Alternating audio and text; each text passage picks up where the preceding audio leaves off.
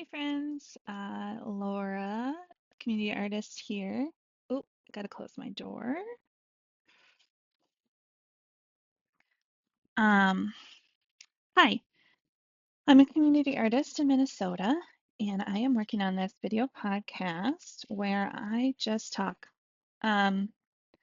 tangential and verbose as described and promised. However, my other promise is to only be tangential and verbose at you in 15-minute chunks so that I am digestible. Today I want to talk to you a little bit about body doubling and how valuable it is to me and what it is and why you should try it, I think, and whatnot. Try not to give unsolicited advice, but I guess you're here because you want my advice, so it's not unsolicited. You should try body doubling. Let me tell you why. First, I'm going to sit down because standing up is suddenly not my jam. Ooh, and I'm going to bring the book I want to read later, too. All right. Autistics, this is how you can get things done, and ADHDers and neurodiverse people and just weirdos of all kinds. Um, the way I get things done is by really making sure I have all the materials around me that I might need for the next couple hours. And that way, once I sit down like this, I am able to focus a little bit better. This is the book, or here, I'm going to read this book in another video, All the World, and I'm also going to read this book in another video today, Love is You and Me. Those are my two read alouds planned. But that's not this video. This video is about body doubling. And so I should define it, I suppose, not a universally known term. So when I say body doubling, what I mean is keeping someone company, sitting with. Uh, Some people achieve body doubling and the support that it can provide by working at a coffee shop instead of home alone. That's body doubling, is going to a place where someone's there to keep you company. Or maybe you like to work at a library because it's quieter than a coffee shop, but there's still other humans around and it feels like you're in community, even though you're working on something all by yourself.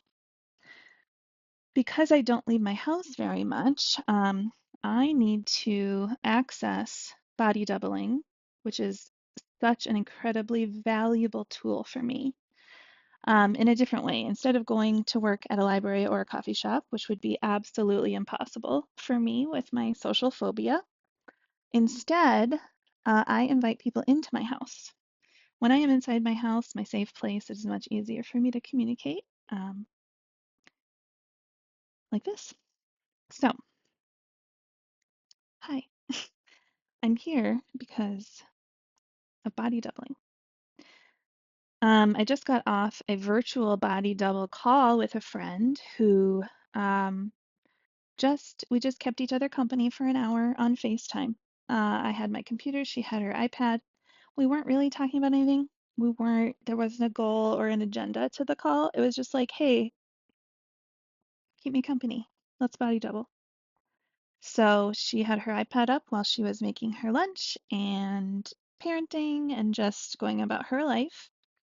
And I was working on an art project that I'm doing. And but we were in community together. We were able to make small comments to each other.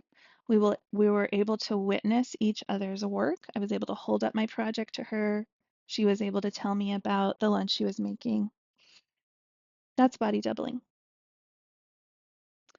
Um, if you've tried body doubling and you want to tell me about it in the comments and start a conversation, I'd love to hear what you have to say.